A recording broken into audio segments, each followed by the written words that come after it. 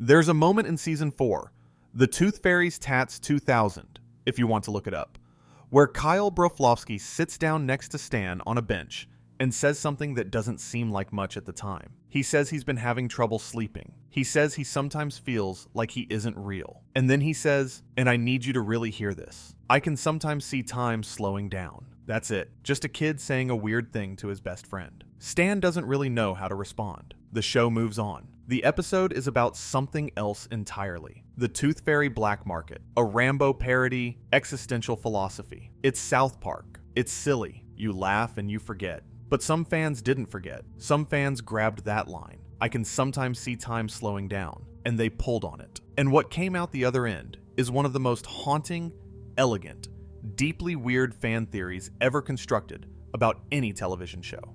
A theory that suggests Kyle Broflovsky is the only person in South Park who knows the truth, that he's been in the 4th grade for over 20 years, that time has stopped, that everyone around him is frozen in an invisible loop, and that he's been quietly, desperately pretending to be a child for decades to spare his friends the horror of knowing. Tonight, we're going down the rabbit hole. Every fan theory, every insane, beautiful, heartbreaking piece of speculation that the South Park community has built from 27 seasons of a show about 4 foul-mouthed kids in Colorado. Some of these theories are silly, some of them are brilliant, and some of them, I'm not exaggerating, genuinely changed how I watch the show. So if you're watching this late at night, get comfortable. This is going to take a while. And if you haven't subscribed, it really does help us keep making these. Hit the button, it matters. Let's start with the biggest one.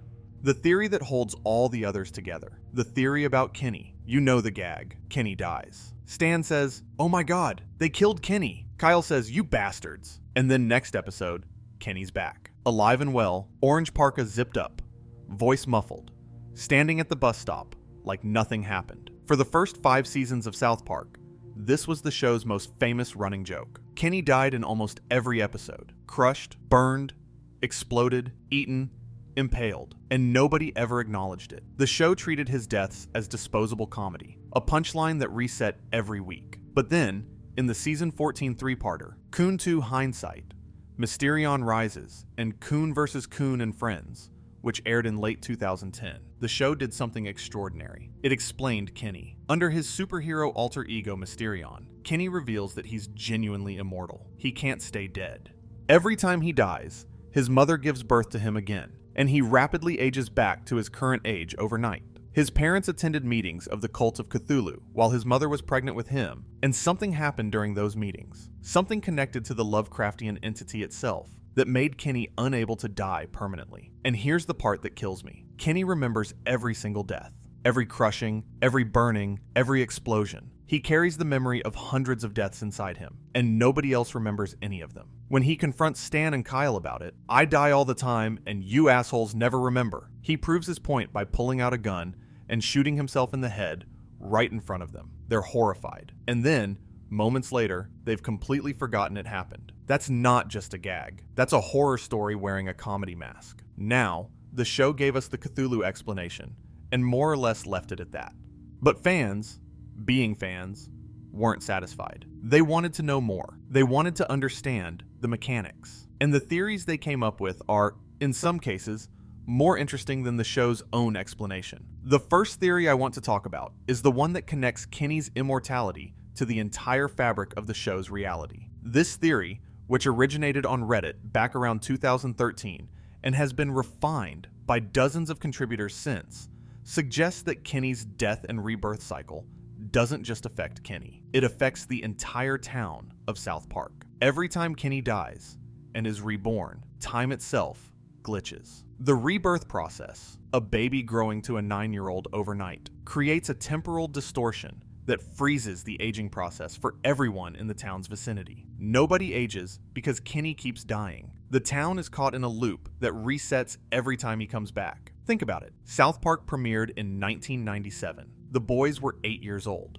They moved from 3rd grade to 4th grade in season 4, and then they just stopped. 27 seasons later, they're still in 4th grade, still 8 or 9 years old, but the world around them keeps changing. Presidents come and go. Technology evolves. Cultural events happen in real time. The show exists in a weird temporal paradox where the characters are frozen, but the world isn't. Most people explain this as a convention of animated television. The Simpsons do it. Family Guy does it. Characters don't age because the format doesn't require it. And that's the correct, real-world explanation. But the Kenny theory offers an in-universe one, and it's elegantly constructed. Kenny's curse doesn't just kill him, it freezes South Park. The Cthulhu cult didn't just make one boy immortal. They created a pocket dimension where death and time don't work properly. And everyone inside that pocket, every resident of South Park, is trapped without knowing it. The theory gets even more interesting when you consider who might be aware of the loop. Kenny knows, obviously. He remembers his deaths, which means he's at least partially immune to the temporal amnesia. But what about the others? This is where we come back to Kyle, and that line from The Tooth Fairy's Tats 2000, Season 4, Episode 1, April 5th, 2000. I can sometimes see time slowing down. A Reddit user built an entire theory around this line, arguing that Kyle is the only person in South Park, besides Kenny, who has some awareness of the time loop. The theory points to several pieces of evidence. Kyle is consistently the most mature of the boys, often acting decades older than his physical age. In the Season 21 episode, Super Hard PC-ness, Kyle forms a group called Millennials Against Canada, and if he's genuinely 9 years old, he's not a millennial. He'd be Generation Alpha at best. But if he was born in 1989, 8 years old when the show premiered in 1997, he is, in fact, a millennial. A 30-something millennial trapped in a child's body. The theory also points to Bud Out, Season 7, Episode 13, December 3rd, 2003, where Kyle predicts exactly how the episode's conflict will resolve. He tells Stan that the town will get divided, the boys will end up making a speech about what they've learned, and everything will go back to normal. And when exactly that happens, Kyle looks at Stan with this exhausted, knowing expression and says he told him so. It's a meta joke, sure, but through the lens of the time loop theory, it becomes something else entirely. Kyle isn't being meta, he's being experienced. He's seen this pattern play out hundreds of times. He knows how South Park works because he's been living it for over 2 decades. I'll be honest, I didn't take this theory seriously the first time I encountered it. It felt like the kind of overthinking that fans do when they've watched something too many times. But then I rewatched The Tooth Fairy's Tats 2000, and when Kyle said that line about seeing time slow down, something clicked. The way the shot lingers on his face. The way Stan doesn't know what to say. It's played as a weird kid moment, but it has this undercurrent of genuine existential dread that feels too specific to be accidental. And here's the thing about South Park fan theories that separates them from fan theories about most other shows. South Park has continuity, not strict, linear continuity. The show contradicts itself all the time, but a loose, accumulating continuity, where events from Season 3 can suddenly become relevant in Season 22. Man Bear Pig, Garrison's gender journey, Scott to Norman's parentage. The show has a long memory when it wants to, which means that little details, throwaway lines, background gags, character moments that seem insignificant could be seeds planted for future revelations. Or they could be nothing, and that ambiguity is what makes the theorizing so addictive. Okay, so Kenny's immortality explains the time loop, and Kyle might be aware of it, but there's another character who definitely knows more than he should. And the theories about why he knows are some of the most creative in the entire fandom. I'm talking about Cartman. Eric Cartman is, by any reasonable assessment, a monster. He's a racist, anti-Semitic, manipulative, narcissistic, genuinely dangerous child who has committed acts that would put most adults in prison for life. He fed a boy his own parents in Chile. He gave Kyle AIDS on purpose. He tried to exterminate the Gingers. He manipulated Butters into believing a meteor was going to destroy the Earth just so he could go to Casa Bonita. The show has never shied away from portraying him as a genuine sociopath. But here's the weird thing. Cartman is the only character, besides Kenny and possibly Kyle, who seems aware that Kenny dies repeatedly. In Cartman Land, Season 5, Episode 6, July 25th, 2001, when someone mentions Kenny's death, Cartman's response is a dismissive, "What, Kenny? He dies all the time." In City on the Edge of Forever, Season 2, Episode 7, June 17th, 1998. Cartman is the only one who remembers Kenny dying in a previous adventure. Everyone else has amnesia. Cartman doesn't. Why? The fan community has developed 2 main theories, and both of them are connected to specific episodes. Theory 1, the eye transplant. In Succubus, Season 3, Episode 3, April 21st, 1999. Cartman needs eye surgery, and his optometrist uses Kenny's eyes from his frozen severed head as the donor. The theory argues that by literally seeing through Kenny's eyes, Cartman gained the ability to perceive Kenny's death and rebirth cycle. He's seeing the world through immortal eyes. It's a physical, biological connection. Kenny's tissue in Cartman's body gives him access to Kenny's supernatural perception. Theory 2, and this one has more textual support, involves a ladder to heaven. Season 6, Episode 12, November 6th, 2002. In this episode, which aired during the period when Kenny was permanently dead, Cartman mixes Kenny's ashes with milk and drinks them. He then begins experiencing Kenny's memories and is temporarily possessed by Kenny's soul. The theory suggests that this soul merger created a permanent link between Cartman and Kenny. Cartman absorbed something of Kenny's immortal essence. He became, in a sense, a partial vessel for Kenny's consciousness, and that connection made him immune to the memory wipe that affects everyone else whenever Kenny dies.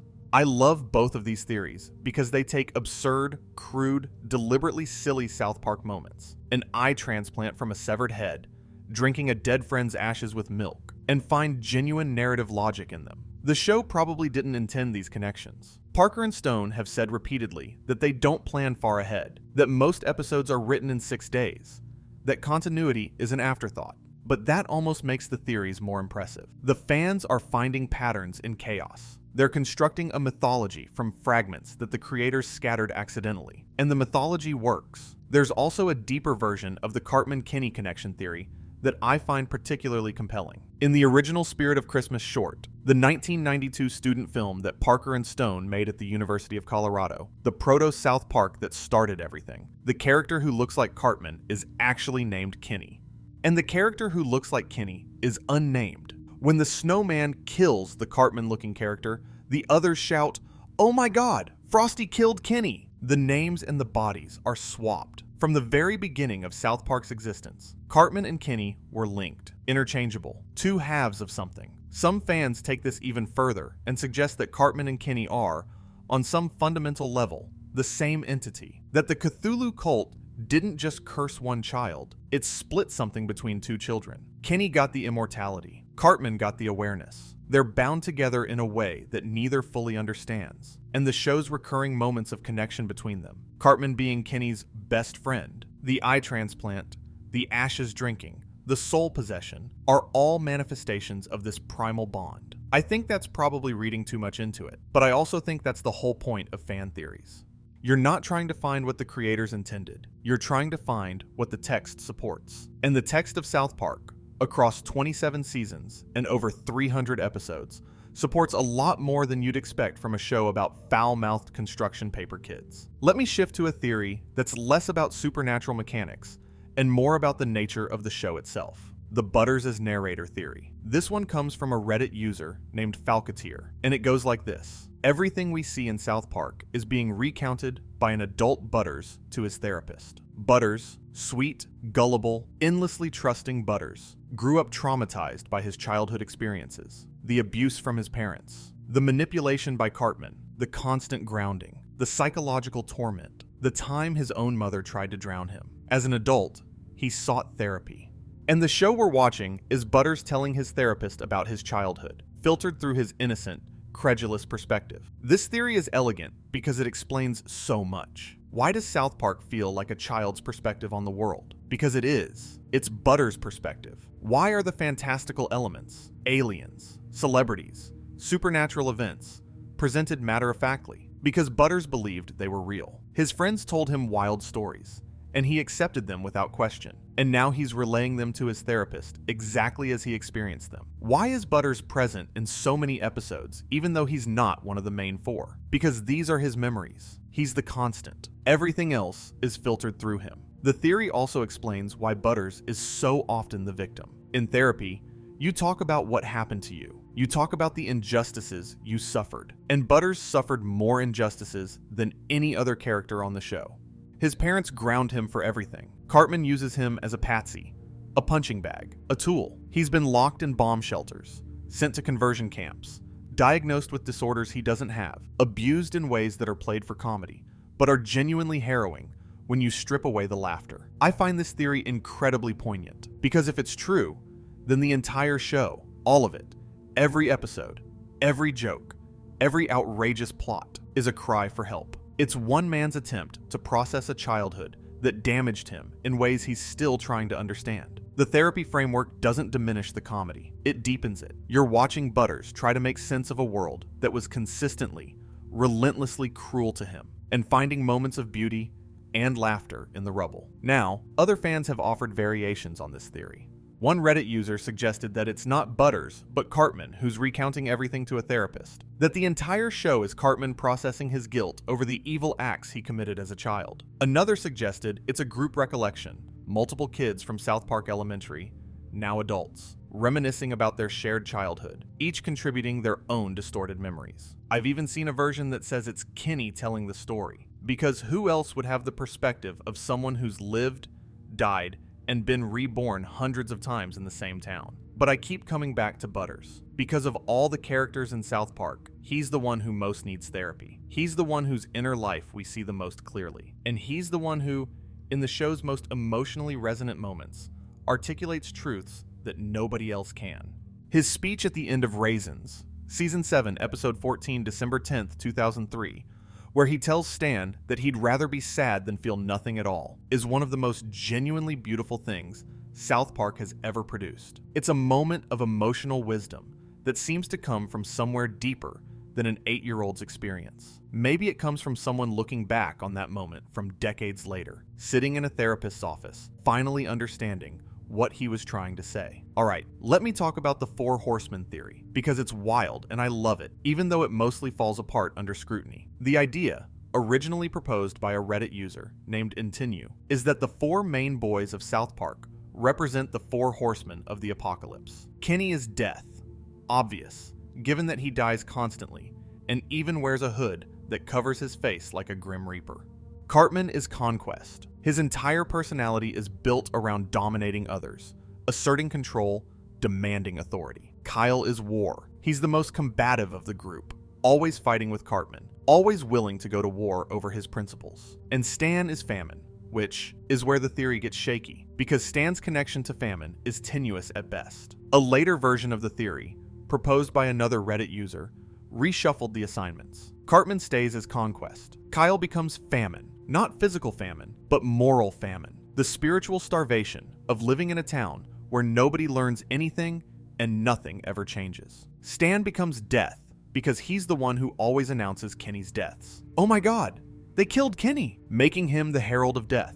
And Kenny becomes famine in the literal sense. He's from the poorest family in town, always hungry, always deprived. I don't think this theory holds up as a genuine interpretation of the show. Parker and Stone aren't writing allegorical religious fiction. They're writing a comedy about kids in Colorado. But I love the theory as a lens, because when you watch South Park through the Four Horsemen framework, you notice things. You notice that the boys are almost always at the center of catastrophic events. Alien invasions, zombie outbreaks, wars with Canada, Cthulhu himself showing up. For four ordinary kids, they have an extraordinary capacity to be present at, and sometimes cause, apocalyptic situations. The Four Horsemen theory doesn't explain the show, but it illuminates a pattern that the show has been building for decades without ever naming it. There's another theory I want to discuss that I find genuinely unsettling, and it's the theory that South Park, the town, not the show, is purgatory. This one was proposed by a Reddit user named Yay855, and the basic argument is this. The town of South Park is a holding pen for people who are too dumb to go to heaven, but not evil enough for hell. It's purgatory for idiots. The adults in the town are the damned souls, living out eternity in a place where their stupidity can't harm anyone outside the town's borders. Businesses succeed despite insane business models. Politicians are corrupt, but functional. People react to crises with exactly the wrong response every single time. The kids, in this reading, are angels. They're sent to South Park to observe the damned souls, and occasionally to deliver moral lessons. That's why every episode ends with someone saying, "You know, I learned something today." The kids are the teachers, the adults are the students, and the lessons never stick, because purgatory is a place where you repeat your mistakes forever. Chef, in this theory, is a fallen angel, someone who indulged too much in physical pleasure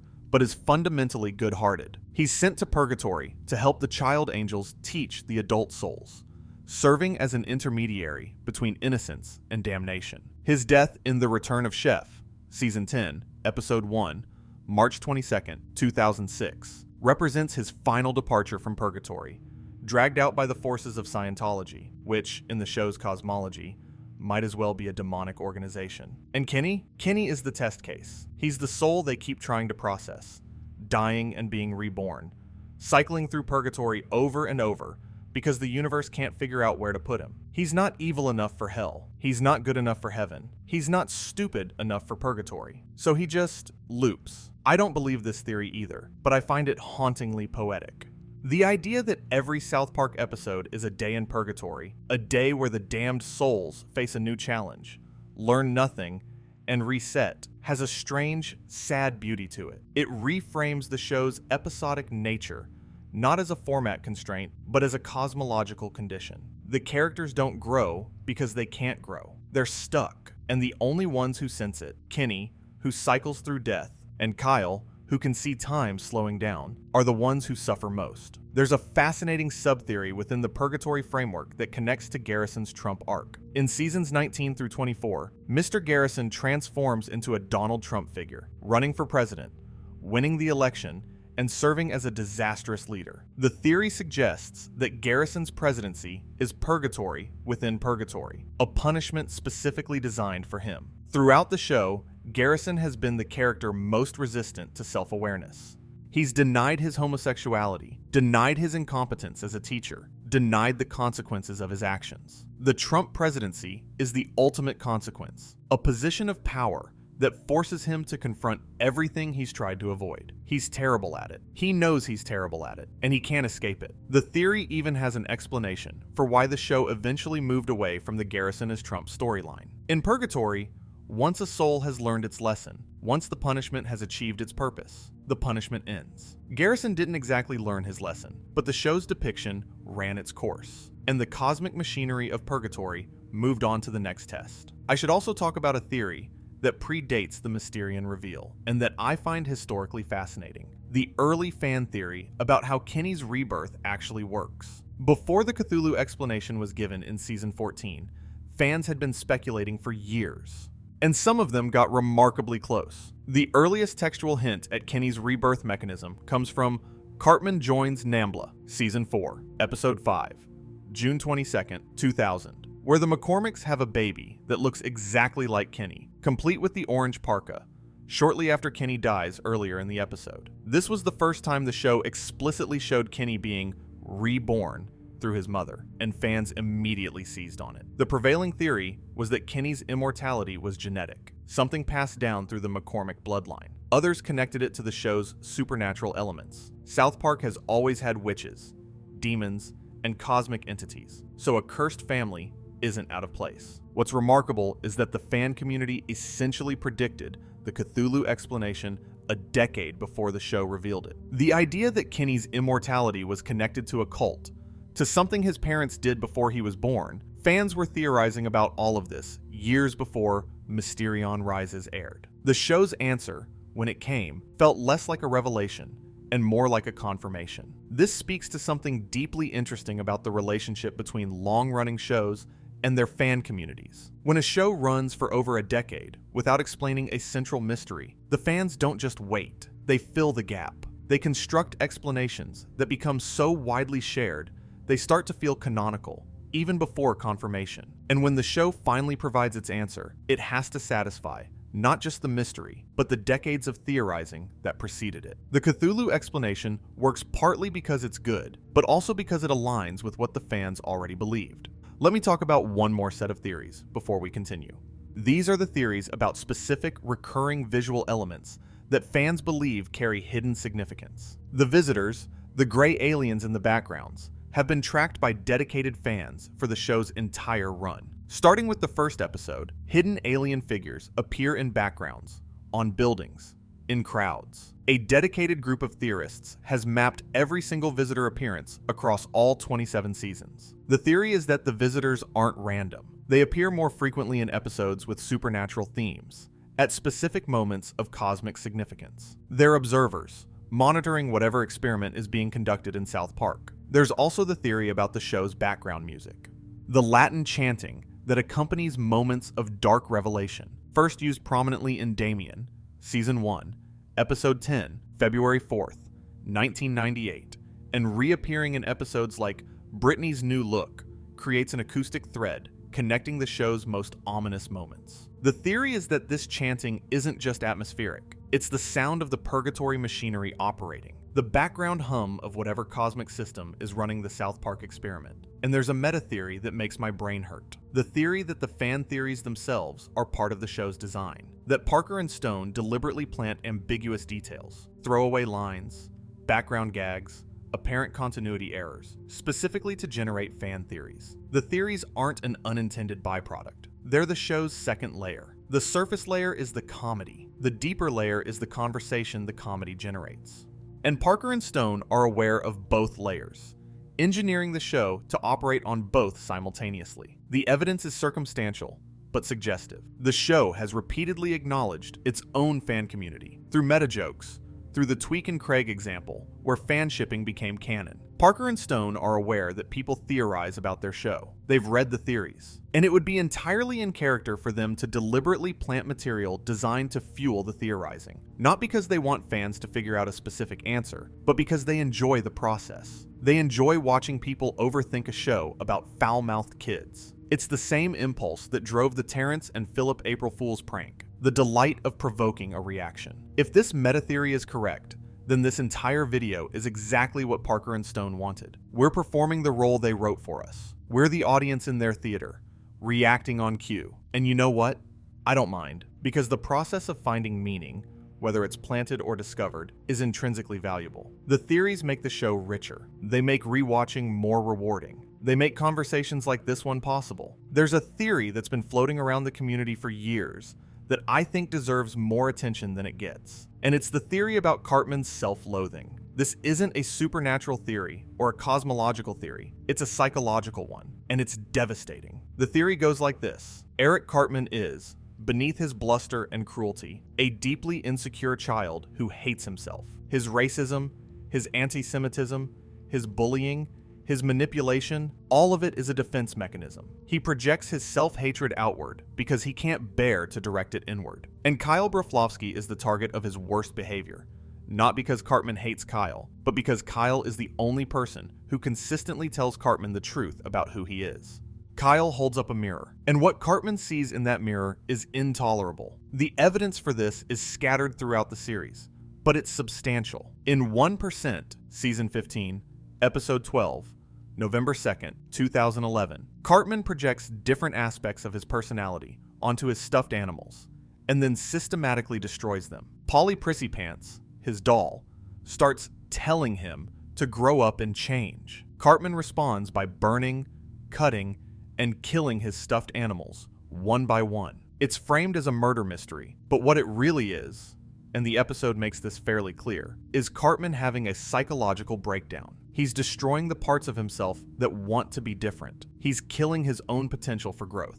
In Test, Season 10, Episode 7, May 3rd, 2006, Caesar Milan, the dog whisperer, is brought in to discipline Cartman using the same techniques he uses on dogs. And it works. Cartman loses weight, becomes obedient, starts behaving like a normal kid. But the episode ends with his mother unable to maintain the discipline, and Cartman reverting to his old self. The implication is that Cartman could be different. He has the capacity for change. But his environment, his enabling mother, his toxic social dynamics, his community's tolerance for his worst behavior, prevents that change from sticking. The monster isn't born, it's maintained. There's a deeper layer to the Cartman self-loathing theory that involves his relationship with his mother, Leanne. And this is where things get genuinely dark. Leanne Cartman is famously promiscuous. The show has built entire episodes around her sexual history, her pornographic past, her willingness to do essentially anything. She's also the only parent Cartman has. His father, originally presented as a mystery, later revealed to be Jack Tenorman in 201, Season 14, Episode 6, was never part of his life. The theory suggests that Cartman's behavioral problems stem from the fundamental instability of his home life. Leanne never says no to him. She never sets boundaries. She feeds him whatever he wants, lets him watch whatever he wants, tolerates whatever he does. From the outside, this looks like love, but the theory argues it's actually neglect. Leanne is so absorbed in her own dysfunction that she can't parent. And Cartman, growing up without limits, without consequences, without the experience of being told no by someone who loves him enough to mean it, has developed into someone who can't regulate his own behavior. This reading is directly supported by TST, where the dog whisperer's techniques, which are fundamentally about setting clear boundaries and enforcing them consistently, work immediately. Cartman doesn't need punishment. He doesn't need therapy. He needs a parent. And when the parenting is removed, when Leanne goes back to being Leanne, the progress evaporates instantly. The monster returns because nobody is holding the leash. But the theory goes even further. Some fans believe that Cartman's worst qualities, his manipulation, his cruelty, his willingness to use people, are things he learned from watching his mother. Leanne manipulates through performed kindness. She uses her sexuality to get what she wants. She avoids conflict by giving in rather than standing firm. Cartman has internalized these patterns and amplified them. He's not just Leanne's son, he's Leanne's student. Everything he does is a more extreme version of something she does. And here's the devastating conclusion of this theory. Cartman can't change because changing would mean rejecting his mother. She's the only person who's never abandoned him. She's the only constant in his life. And her unconditional acceptance, her refusal to challenge him, to discipline him, to hold him accountable, is the closest thing to love he's ever known. To become a better person, Cartman would have to recognize that his mother's love isn't really love, that it's neglect dressed up as affection. And that recognition would destroy the only relationship he has. So he stays the same. Not because he can't change, but because changing would cost him everything. I think about this theory every time I watch a Cartman-centric episode. It doesn't excuse his behavior. Nothing excuses feeding someone their parents in chili, but it contextualizes it. It says, this monster was made, not born. And the person who made him is the person who loves him most. That's not comedy, that's tragedy. And the fact that South Park wraps this tragedy in crude jokes and shocking set pieces is, I think, the most South Park thing of all. Let me also talk about something that I haven't seen discussed much in the fan theory community, but that I think deserves attention. The theory about what the show's animation style means. South Park looks crude. This is deliberate. The show has always looked like it was made by children, even though the actual animation, which uses Maya software to digitally replicate the look of construction paper cutouts, is quite sophisticated. The theory is that the crudeness of the animation isn't just an aesthetic choice.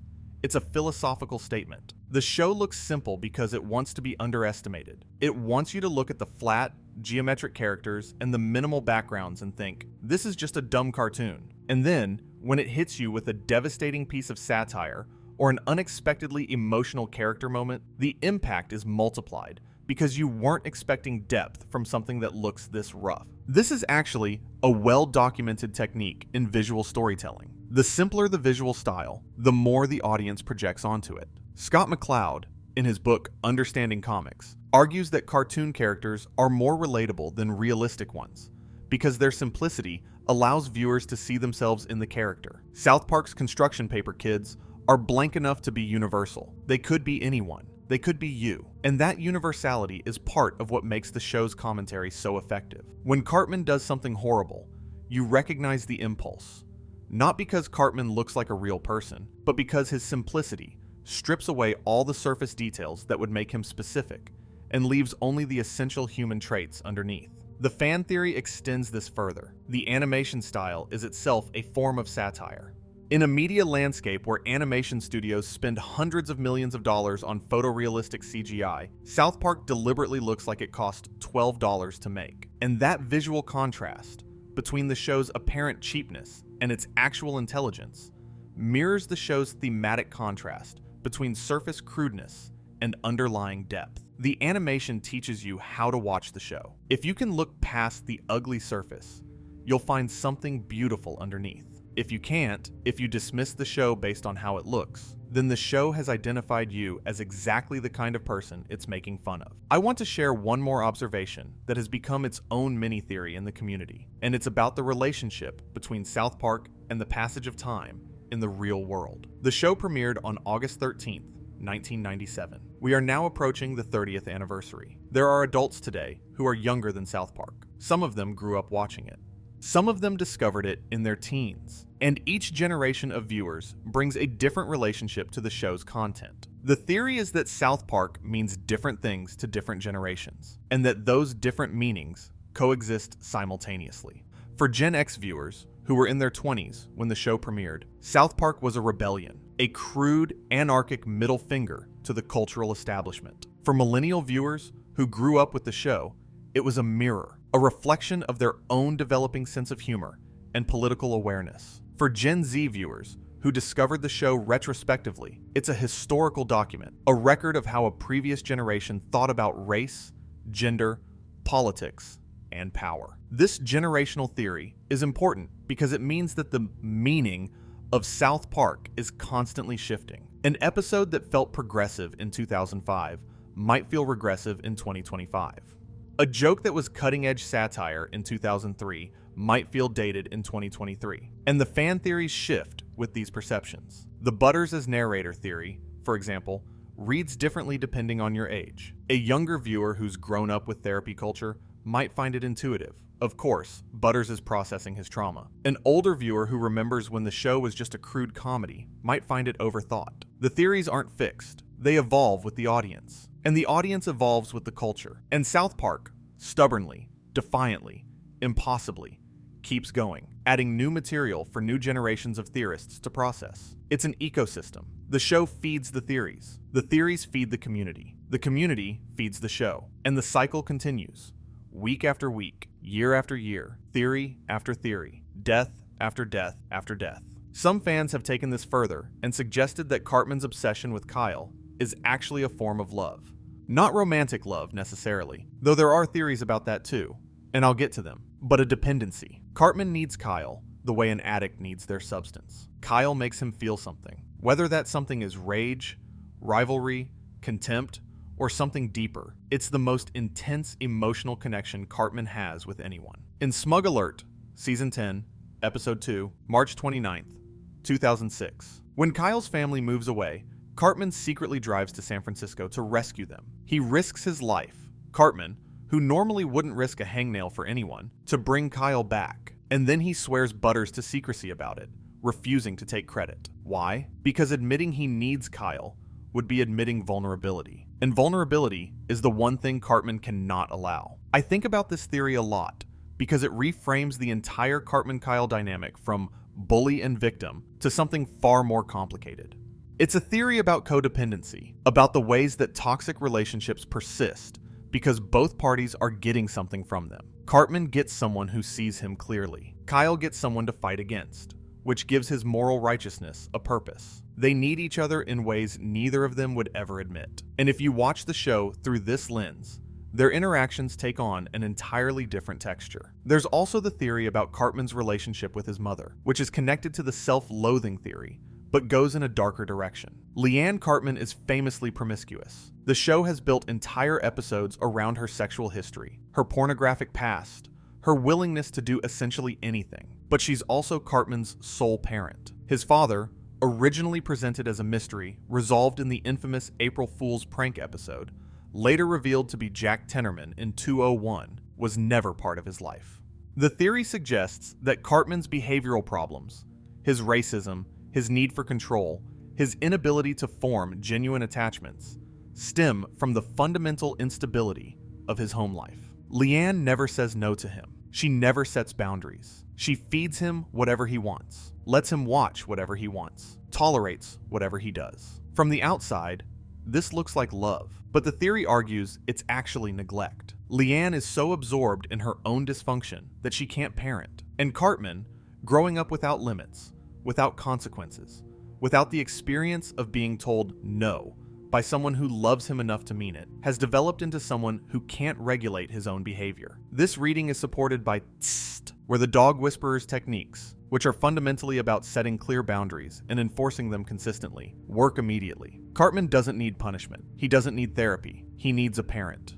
And when the parenting is removed, when Leanne goes back to being Leanne, the progress evaporates instantly. The monster returns because nobody is holding the leash. Here's where I want to talk about a theory that sounds insane, but is actually pretty well constructed. The theory that South Park is connected to Peanuts. Yes, Charlie Brown, Snoopy, Peanuts. The argument goes like this. Both shows center on groups of children navigating a world where adults are largely absent, incompetent, or malevolent. Both shows feature a round-headed kid as the main character, Charlie Brown/Cartman. Both shows have a kid who carries a security object, Linus's blanket/Kenny's parka. Both shows feature a dog with human-like intelligence, Snoopy/various South Park animals. Both shows take place in small, isolated communities where the same events repeat cyclically. The theory doesn't claim that South Park is a sequel to Peanuts, or that the characters are the same people.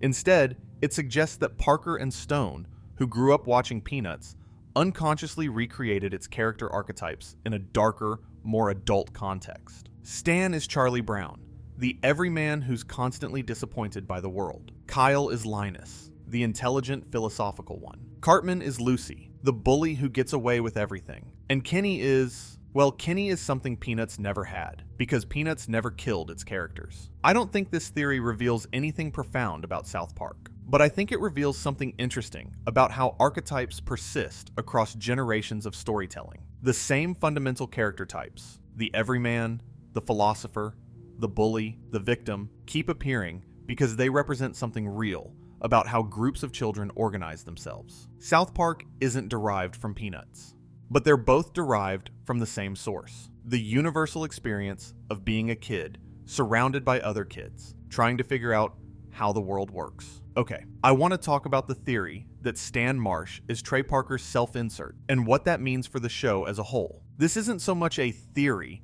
as a well-documented fact. Parker has said repeatedly that Stan is based on himself, that the Marsh family is based on his own family, that Stan's birthday is the same as his, and that Randy Marsh is based on his father. But the theory extends this connection further than Parker probably intends. The argument is that South Park, at its deepest level, is a diary. Trey Parker is working through his own feelings about the world in real time, using Stan as his avatar. When Stan is depressed in You're Getting Old, Season 15, Episode 7, June 8th, 2011, that depression reflects Parker's actual creative exhaustion.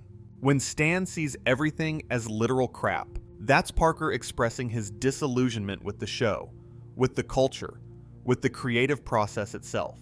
When Stan drinks to cope in Asperger's, Season 15, Episode 8, October 5th, 2011, that might be Parker acknowledging his own relationship with substances during periods of creative struggle. This theory is supported by the fact that South Park's tone shifts dramatically from season to season in ways that seem to correlate with Parker's personal life. The early seasons, wild, anarchic, joyfully crude, coincide with Parker and Stone's rise to fame and the excitement of creating something new. The middle seasons, sharper, more politically engaged, more confident, coincide with their maturation as artists and public figures. The later seasons, more uneven, sometimes brilliant, sometimes exhausted, coincide with decades of relentless production taking their toll.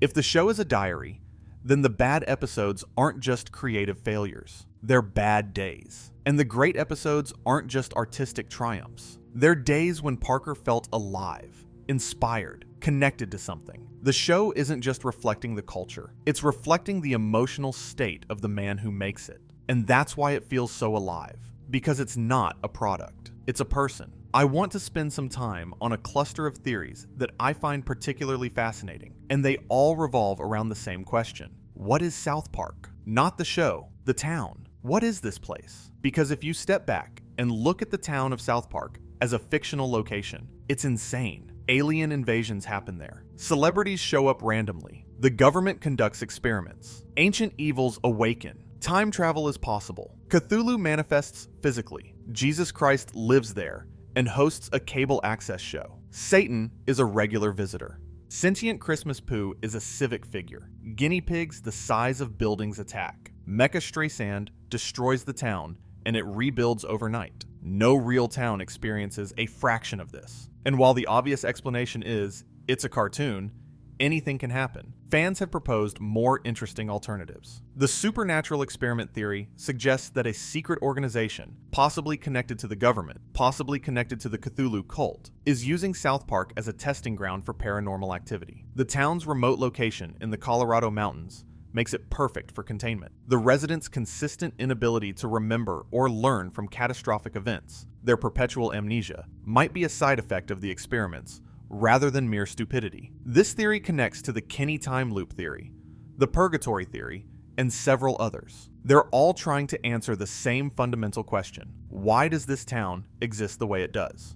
And the fact that the show has never given a definitive answer, has never explained why South Park is a magnet for the bizarre, is what keeps the theories coming. The mystery is the engine. The unanswered question is the fuel. There's another theory I want to discuss that I've been saving because it's my personal favorite. And it's the theory about what Kenny says, not what he says when his speech is muffled by his parka. People have been decoding those lines for years, and most of them are crude jokes. I'm talking about what Kenny means when he talks about his deaths in the Mysterion episodes. When he says, "I die all the time, and you assholes never remember." That's not just a complaint. That's a thesis statement about the show's relationship with its audience.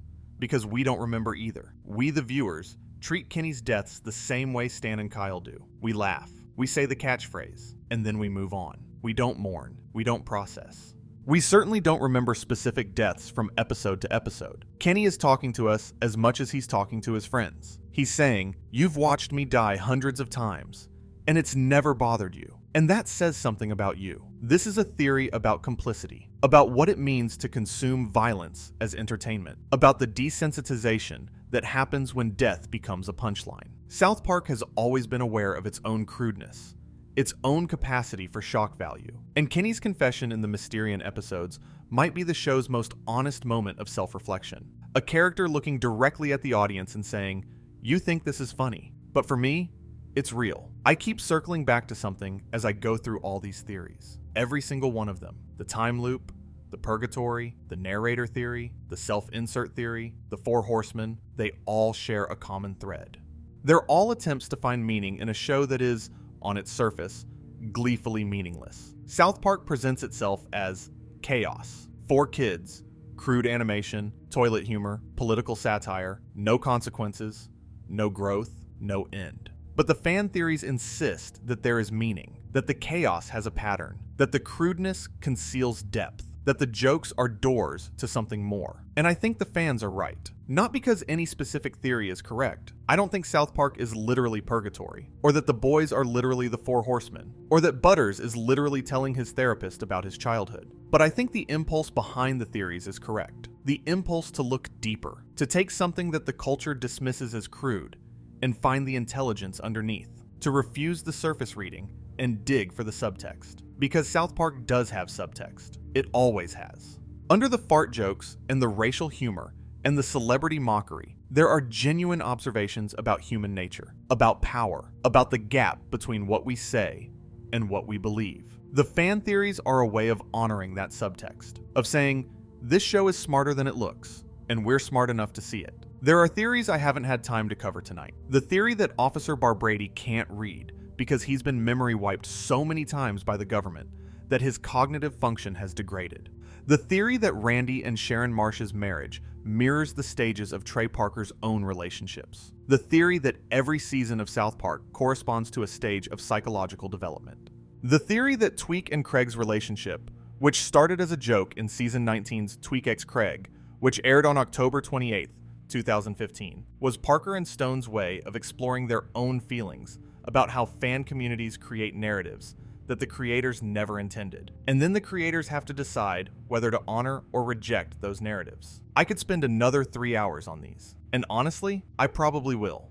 Someday. Because the thing about South Park fan theories is that they never stop. The show keeps making new episodes, which means new data points, which means new patterns to find and new connections to draw. Every season adds to the mythology. Every episode provides raw material for the community to process and interpret and theorize about. And that, I think, is the final theory I want to leave you with tonight. Not a theory about the show, but a theory about the fans.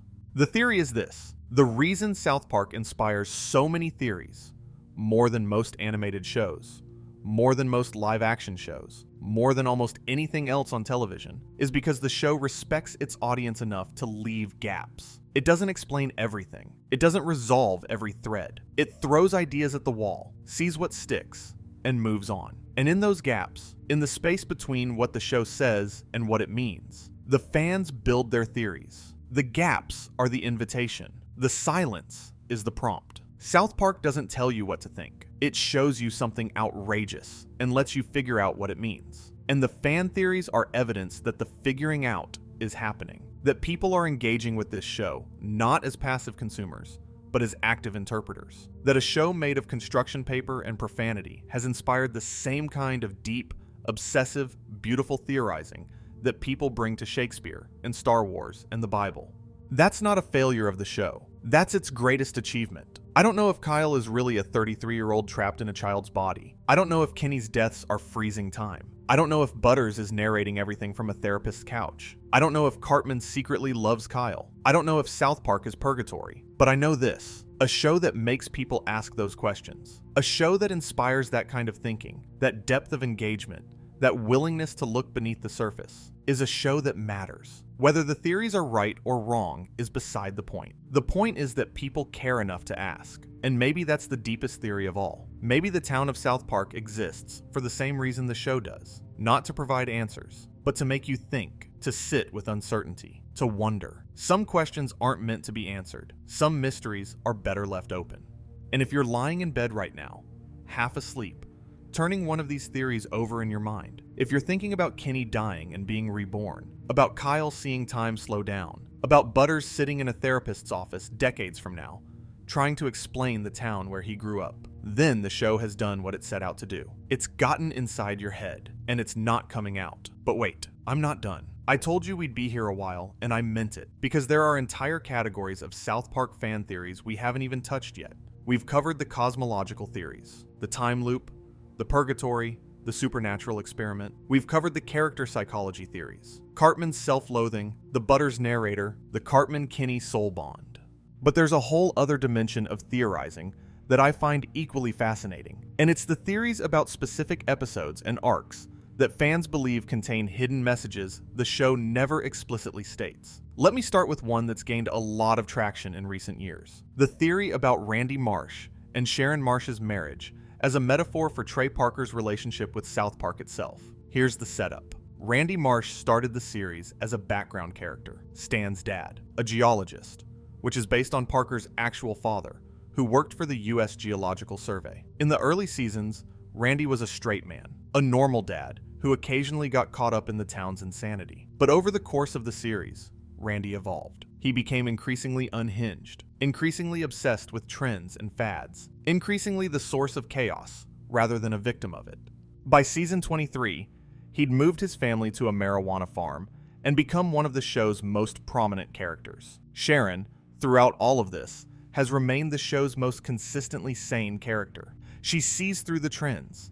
She calls out the stupidity. She begs Randy to stop, and he never does. Their marriage is a cycle of Randy's obsession, Sharon's resistance, Randy's catastrophic failure, and eventual reconciliation, only for the cycle to begin again with a new obsession. The theory suggests that Randy is Parker's avatar for his creative impulses, the part of him that chases every new idea, that throws himself into trends, that can't stop creating even when the creation is destructive. And Sharon is the show's audience, the voice of reason that keeps saying, "You've gone too far.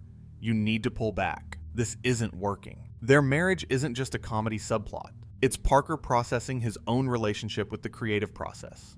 The evidence for this is surprisingly strong. In You're Getting Old, the episode where Stan sees everything as crap, Randy and Sharon separate. The marriage falls apart. And this episode is widely understood to reflect Parker's own creative crisis, his genuine consideration of ending the show. The family splitting up mirrors Parker's own desire to split from South Park. And when they reconcile in Asperger's, with Stan drinking to cope, with the implication that the reconciliation is a compromise rather than a genuine resolution, that might reflect Parker's decision to continue the show, not because the creative fire was fully reignited, but because the practical realities, contracts, financial obligations, loyalty to the team, required it. In Spring Break, Season 26, Episode 6, March 29th, 2023, Randy's destructive impulse is framed explicitly as an addiction. He can't stop partying. He can't stop seeking stimulation. And the resolution comes when he admits to Sharon that he needs her to keep him from destroying himself. Some of us simply can't be alone, he says. We need a relationship so that we're accountable to someone. Through the lens of the Randy is Parker theory, this is Parker saying, I need the constraints of the show, the audience, the weekly deadline, because without them, my creative impulses would consume me. I find this theory more persuasive than most because it's consistent with how other artist-driven shows operate. Larry David's character on Curb Your Enthusiasm is transparently an exaggerated version of David himself. Louis C.K.'s Louis was a fictional version of his own life. When a single creative voice drives a show for decades, the show inevitably becomes autobiographical, even when it's ostensibly about something else entirely. South Park is about 4 kids in Colorado. But it's also about one man in a studio, making something out of nothing every week, year after year, wondering how long he can keep going. Let me talk about a theory that's been debated fiercely in the fan community. The theory about what Cartman's endgame is supposed to be. Because over 27 seasons, the show has incrementally escalated Cartman's evil, from schoolyard bully to con artist to genuine monster, without ever fully resolving it. And fans have developed competing theories about where his arc is heading. Theory 1. Cartman will die. Some fans believe that the show's ultimate conclusion, whenever it comes, will involve Cartman being killed, either by his friends, by karma, or by his own hubris. The post-COVID specials seem to tease this direction, showing a future where Cartman had seemingly reformed, become a rabbi, started a family, only for it all to be revealed as another manipulation. When his con unravels and he ends up homeless, some fans read that as foreshadowing of a darker fate. Theory 2. Cartman will be redeemed. A smaller but passionate segment of the fan base believes that South Park is building toward a genuine Cartman redemption arc. They point to moments of apparent genuine emotion, his grief over Kenny's death in Kenny Dies, his secret rescue of Kyle's family in Smug Alert, his relationship with Heidi Turner, as evidence that there's a real person underneath the monster. The redemption theory says that the show is playing the longest possible game, making Cartman so irredeemably awful that his eventual genuine transformation will be the most surprising and emotionally impactful moment in the show's history. Theory 3, and this is the one I find most interesting. Cartman will never change. And that's the point. This theory argues that Cartman is South Park's comment on the nature of evil itself. He's not a character who's being set up for a resolution. He's a character who exists to demonstrate that some people simply don't change. Some people are born with a capacity for cruelty that no amount of intervention, therapy, or consequences can fix. And the show's refusal to resolve Cartman, to punish him permanently or redeem him convincingly, is the most honest thing it does. Real evil doesn't get resolved in a season finale. It just continues. The post-COVID specials are actually perfect evidence for this third theory. In those specials, set 40 years in the future, Cartman appears to have changed. He's a rabbi. He has a loving family. He seems genuinely happy. But then it's revealed that the entire thing is a con, that he adopted Judaism and started a family specifically to manipulate Kyle into feeling guilty about disrupting his life. The reformation was fake, the cruelty was real, and the show is saying, this is who he is. This is who he's always been. And no amount of time will change that. I actually think about this theory in the context of real-world discussions about whether people can fundamentally change. South Park's answer, at least through the lens of Cartman, seems to be mostly no. And that's a dark, uncomfortable, politically incorrect answer. But it's also, arguably, an honest one. Not every story needs a redemption arc. Not every villain needs to be redeemed. Sometimes the most truthful thing a show can do is present a character who is bad, acknowledge that they're bad, and refuse to pretend that badness is curable. Let me pivot to something lighter. There's a category of South Park fan theory that I'd call continuity archaeology. Theories that are built by digging through decades of episodes and finding connections the creators probably never intended. And my favorite example of this is the theory about the Visitors. The Visitors are the gray aliens that appear in background shots throughout the series. Starting with the very first episode, Cartman gets an anal probe, August 13th, 1997. The show has hidden alien figures in the backgrounds of episodes. They appear on buildings,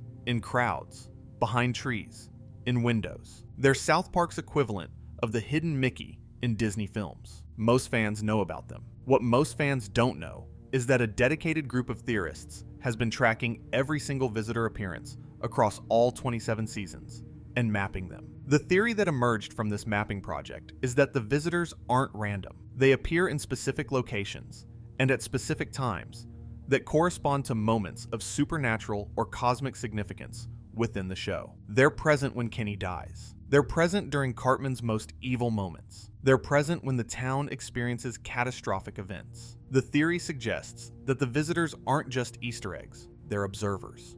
They're monitoring South Park the same way fans theorize that secret organizations are monitoring it. They're there for the experiment. Now, I should say that Trey Parker has acknowledged the visitors in interviews and has implied that they're mostly just a running gag for the animation team. But the fan community's commitment to tracking them has produced genuinely interesting data. The visitors appear most frequently in episodes with supernatural themes. They appear least frequently in purely character-driven episodes. Whether this is intentional or a coincidence of the animation team's preferences is unknowable, but the pattern exists, and patterns are what theories are built on. There's another piece of continuity archaeology I want to mention, and it involves the show's treatment of celebrities. South Park has satirized hundreds of real people over its run. Tom Cruise, Paris Hilton, Kanye West, Al Gore, Mel Gibson, Barbra Streisand. And fans have noticed a pattern. The celebrities who are satirized most harshly tend to be the ones who respond publicly. Tom Cruise's alleged pressure on Viacom to pull the Scientology episode. Kanye West's public response to fish sticks. The theory suggests that Parker and Stone deliberately bait celebrities into responding, because the response becomes material for future episodes. The show creates a feedback loop of satire and reaction that sustains itself indefinitely. This isn't really a theory so much as an observation. Parker and Stone have essentially confirmed this dynamic in interviews, saying that they love it when targets react because it validates the satire. But the fan community has taken it further by suggesting that certain episodes are specifically designed as traps. The theory is that when Parker and Stone write an episode about a celebrity, they include deliberate provocations, exaggerations, false claims, personal attacks, not because they believe those things, but because they know the celebrity will respond, and the response will be funnier than anything the show could have written. The show is fishing, and the celebrities keep biting. I want to spend some time on a theory that emerged from the post-COVID specials, because I think it's one of the most sophisticated pieces of fan analysis I've encountered. The theory is about the multiverse implications of the specials, and what they suggest about the show's overall cosmology. In the post-COVID specials, Post-COVID aired November 25th, 2021, and Post-COVID, The Return of COVID, aired December 16th, 2021. The boys are shown as adults, 40 years in the future. Kenny has died, permanently this time, and his final wish involves using time travel to go back and prevent COVID from ever happening. The specials feature multiple timelines, alternate realities, and the suggestion that the characters' actions in the present directly create or destroy possible futures. The fan theory that emerged from this is that the post-COVID specials confirm that South Park exists in a multiverse, and that the main show we've been watching for 27 seasons is just one timeline among many. The specials show us a future where Kenny is dead, but we know from the main show that Kenny can't die permanently. So either the specials take place in an alternate timeline where Kenny's immortality curse was broken, or the reset at the end of the specials, where the boys go back in time and change the past, created a new timeline that diverged from the main show's continuity. This theory connects to the Kenny time loop theory in an interesting way. If Kenny's death and rebirth cycle is what keeps the town frozen in time, then a timeline where Kenny stays dead would be a timeline where the town finally ages. And that's exactly what the post-COVID specials show. A future where everyone has grown up, grown old, and moved on. Kenny's permanent death didn't just end his life. It ended the time loop. It freed the town. Some fans have even suggested that the post-COVID specials are the show's true ending. The ending that would happen if the show ever actually concludes. In the main series, Kenny keeps dying and being reborn. The time loop continues, and the boys stay young forever. But if Parker and Stone ever decide to end South Park for real, they've already shown us what the ending looks like. Kenny finally stays dead, the loop breaks, and everyone grows up. The post-COVID specials aren't a spin-off, they're a preview of the finale. I find this theory deeply moving because it means that the show's structure, its episodic nature, its refusal to let characters age, its eternal reset, is itself a form of storytelling. The loop isn't a limitation, it's the story. And the way out of the story, the only way out, is Kenny's permanent death. Which means that every time Kenny comes back, every time the loop resets, the show is choosing to continue existing. Kenny's immortality isn't just his curse, it's the show's. And the show chooses it every week because the alternative, aging, ending, dying, is more frightening than any of the deaths Kenny has already endured. Before we move on from Kenny, there's one more theory I need to mention, and it's both the simplest and the saddest in the entire collection. The theory about why the McCormick family is poor. Kenny comes from the poorest family in South Park. His house is falling apart. His parents are alcoholics. They eat Pop-Tarts for dinner. This is actually confirmed in The List, Season 11, Episode 14, November 14th, 2007, where we see the family eating Pop-Tarts at the dinner table before a stray bullet kills Kenny. His dad Stuart is unemployed. His mom Carol works washing dishes at Olive Garden. The fan theory is breathtakingly simple. The McCormicks are poor because they've been paying for Kenny's funerals. Over 100 deaths across the show's run, at an average funeral cost of roughly $8,000. That's over $800,000 in funeral expenses. Even if the funerals are cheaper for a child, even if they skip some, even if insurance covers a portion, the cumulative cost of burying your son over and over again, year after year, would financially destroy any family. The McCormicks aren't poor because they're lazy or because they make bad decisions. They're poor because they're trapped in an endless cycle of grief and expense that nobody else can even remember. Now, there's a counter-argument. If nobody remembers Kenny's deaths, nobody would remember the funerals either, which means the expenses might not persist across resets. And the McCormick's substance abuse is probably a more direct explanation for their poverty. But I think the theory works on an emotional level, even if it doesn't hold up logically. It reframes the McCormick family's dysfunction as a tragedy rather than a comedy. They're not just poor, they're cursed. There's actually a related detail that fans have noticed. Kevin McCormick, Kenny's older brother, is frequently seen at Kenny's funerals. This kid has attended his little brother's funeral dozens of times. He's watched his parents grieve, recover, and grieve again in an endless loop. And he's never been given a major role in the show. He's just there, in the background. If there's a more tragic background character in all of animation, I haven't found them. Okay, let me shift gears and talk about a theory that operates on a completely different level. This isn't about the show's internal mythology. It's about the show's structure as a reflection of psychological archetypes. The Freudian theory. The theory goes like this. The four main boys represent the three components of Sigmund Freud's model of the psyche, plus a fourth element. Cartman is the id, the part of the mind driven by primal desires, instant gratification, aggression, and selfishness. Kyle is the superego, the moral conscience, the voice that tells you what's right and wrong. Stan is the ego, the mediator between id and superego, the part that lives in reality and tries to balance competing demands. And Kenny? Kenny is the part of the psyche that gets sacrificed so the rest can function. In Freudian terms, he might represent the death drive, Thanatos, the impulse toward destruction and dissolution. Kenny dies so that the psychic system can reset. His death is the mechanism by which the id and superego resolve their conflict, not through compromise or growth, but through sacrifice. Someone has to absorb the cost. And in South Park, that someone is always Kenny. I don't know if Parker and Stone have ever read Freud, but the pattern is remarkably consistent. Cartman acts out his worst impulses. Kyle objects on moral grounds.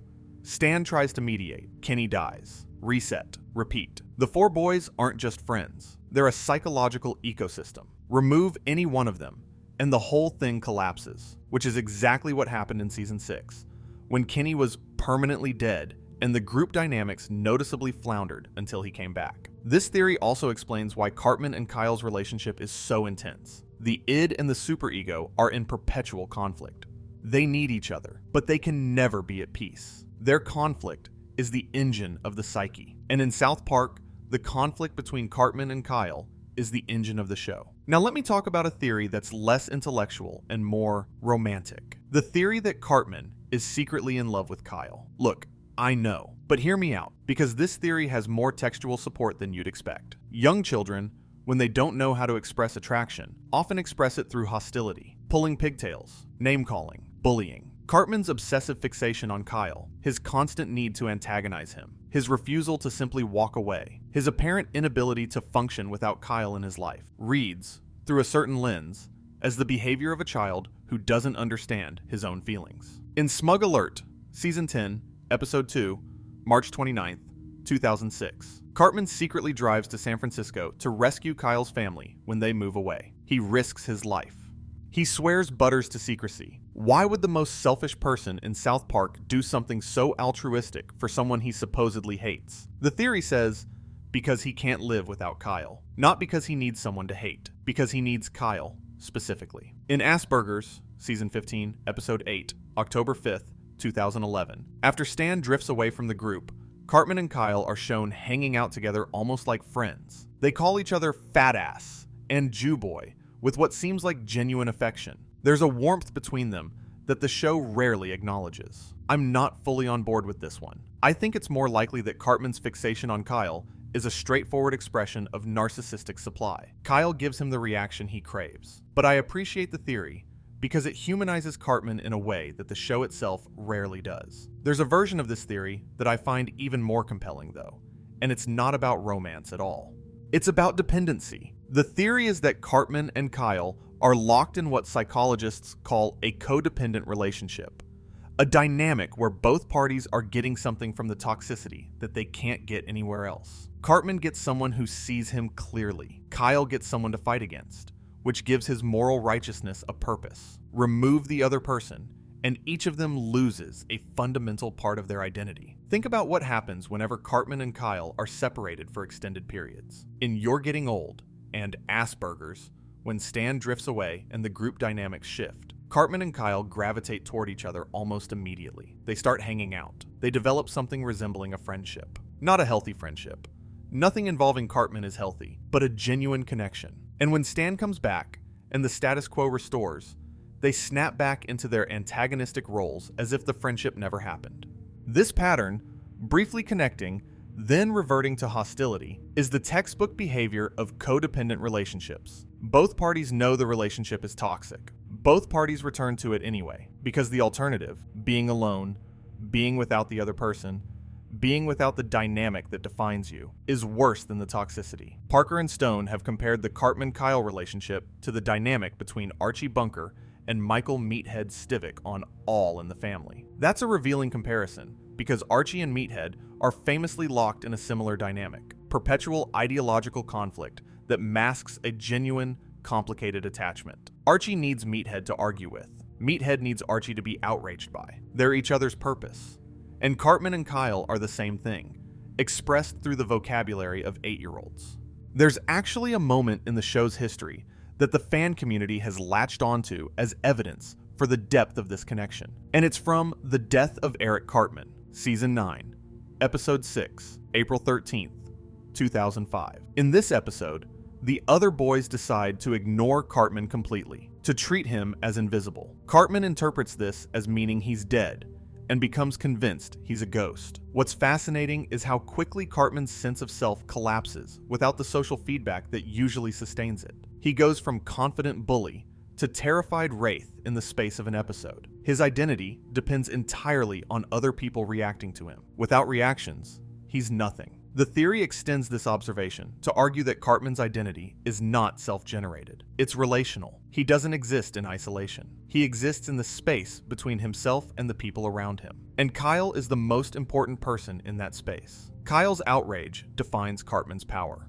Kyle's moral certainty gives Cartman something to subvert. Kyle's existence gives Cartman a reason to exist. Take Kyle away, and Cartman isn't a villain anymore. He's just a fat kid with no friends. That's a devastating reading of a character who presents himself as all-powerful. And it connects back to the self-loathing theory. If Cartman's identity depends on external validation, then he has no internal sense of self. He's hollow. And the cruelty, the schemes, the manipulation, they're not expressions of strength. They're expressions of desperation. The desperate attempts of a hollow person to feel real. I also want to spend a moment on the theory about how the show's treatment of death has evolved. because it connects to almost every other theory we've discussed. In the early seasons, death was a punchline. Kenny died every week. Nobody mourned. Nobody grew. Death was disposable. But as the show matured, death became heavier.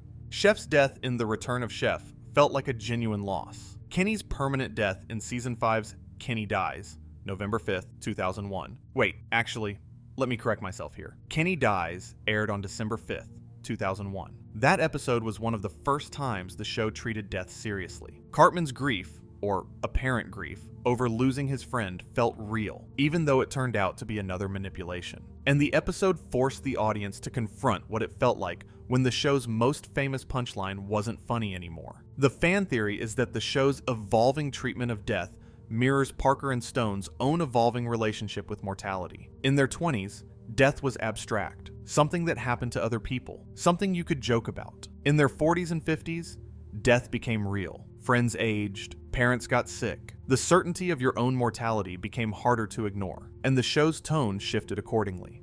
The Kenny deaths became less frequent. When they happened, they hit harder. The show started exploring what death actually means, not as a gag, but as a permanent loss that changes the people left behind. This theory connects to the post-COVID specials, where Kenny's permanent death is the emotional center of the entire narrative. The boys aren't laughing about Kenny dying anymore. They're grieving. They're trying to undo it. They're confronting for the first time what their friend's death actually costs them. And that shift, from death as comedy to death as tragedy, is the show growing up, even if its characters can't. There's one final cluster of theories I want to mention before we truly close, and they're the theories about what South Park would look like from the perspective of a character who doesn't appear often.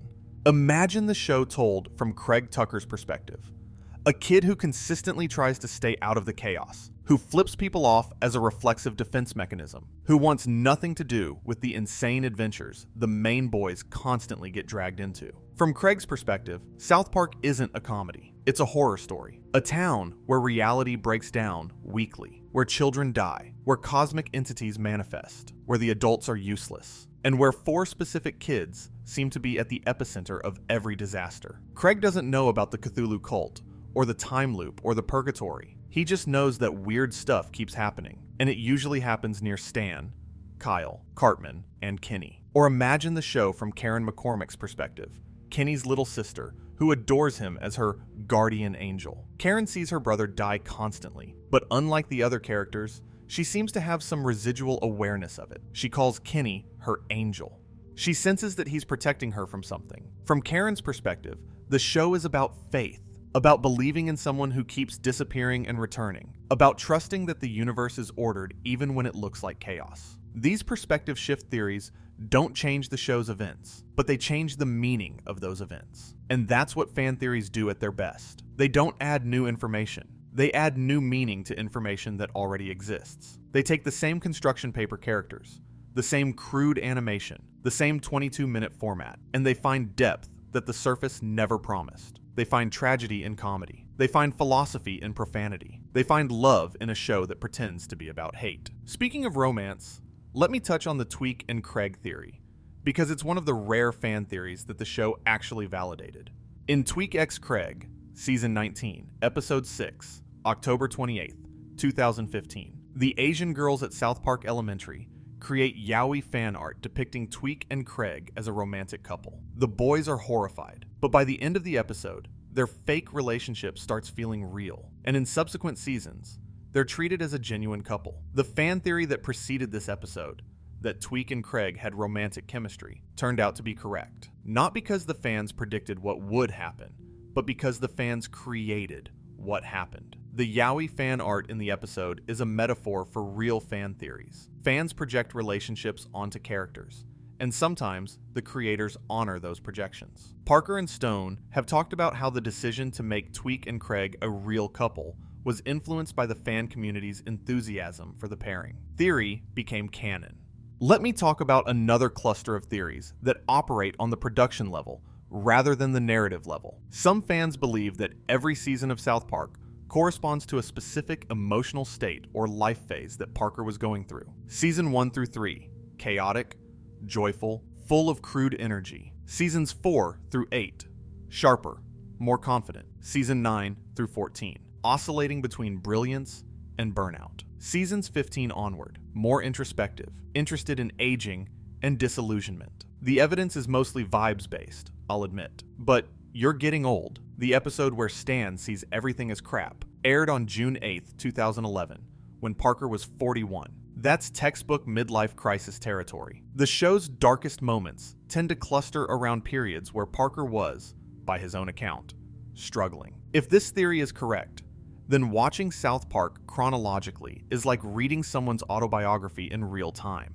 There's a theory about the video games that I want to mention. The Stick of Truth and The Fractured But Whole, both RPGs where you explore South Park as a new kid in town, feature extensive storylines treated as canonical by many fans. The theory is that the video games represent the true version of South Park, the version where consequences persist, where choices matter. The TV show is the version where everything resets. The games are the reality. The show is the dream. This theory is mostly tongue-in-cheek, but it points to something real about how South Park's expanded universe complicates the question of what counts. Let me talk about the Officer Barbrady theory. Barbrady is South Park's incompetent police officer. He can barely read. He's unable to solve the simplest crimes. The theory suggests that Barbrady's cognitive decline isn't natural. It's the result of repeated memory wipes.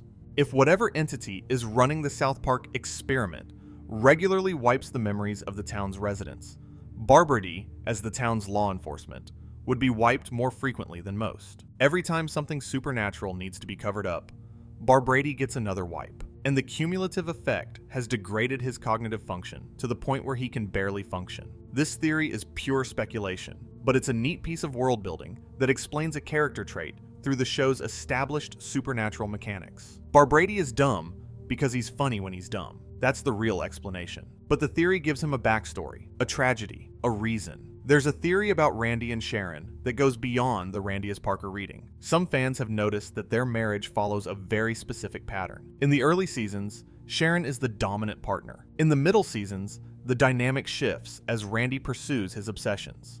By the later seasons, Randy has taken over the show, and Sharon has become a supporting character. The theory is that this shift mirrors the changing power dynamic between the creative team and the network. In the early seasons, Comedy Central, represented by Sharon, had more control. As South Park became more successful and Parker and Stone gained more leverage, the network's control waned. Sharon's diminished role is a metaphor for the network's diminished authority. Sometimes the voice of reason needs to be there. Sometimes the person saying, "You've gone too far," is keeping you from actually going too far. I want to talk about one of the more controversial theories, what the show is really saying about religion. South Park has mocked every major religion. It's depicted Jesus as a cable access host. It's shown Satan as sympathetic. But some fans argue that beneath all the mockery, South Park is actually deeply spiritual.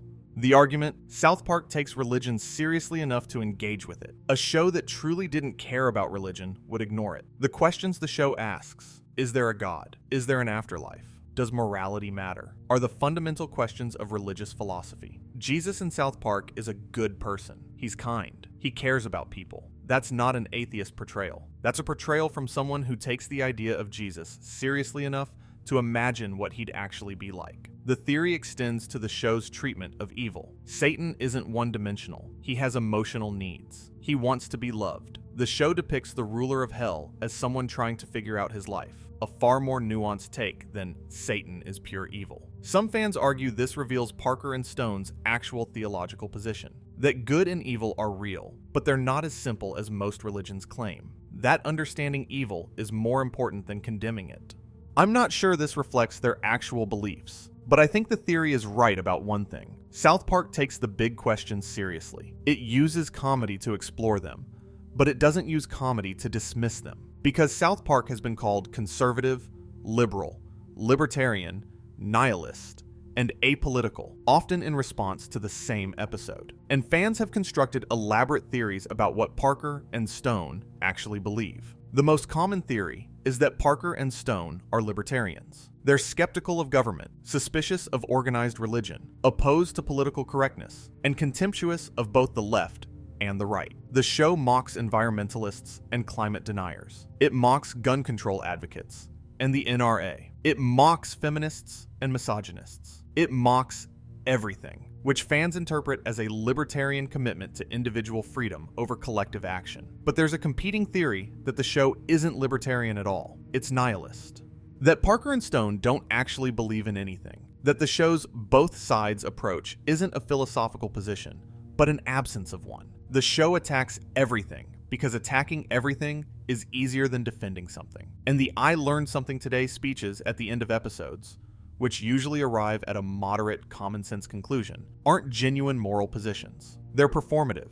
They're South Park parodying the very concept of having a take. I actually think the truth is more interesting than either of these theories. I think Parker and Stone's political worldview has evolved over the course of the show, and the fan theories are snapshots of different eras. Early South Park, seasons 1 through 5, roughly 1997 to 2001, is predominantly libertarian. It's anti-authority, anti-conformity, pro-individual. It distrusts institutions and celebrates the kid who tells the emperor he has no clothes. Middle South Park, seasons 6 through 14, roughly 2002 to 2010, is more targeted in its satire, taking specific political positions, the Iraq War, Scientology, environmentalism, with more conviction. Late South Park, seasons 15 onward, is harder to categorize because the show starts engaging more seriously with issues it previously dismissed: climate change, transgender rights, income inequality, and occasionally correcting its own past positions, the man-bear-pig reversal. The fan theory I find most convincing is that Parker and Stone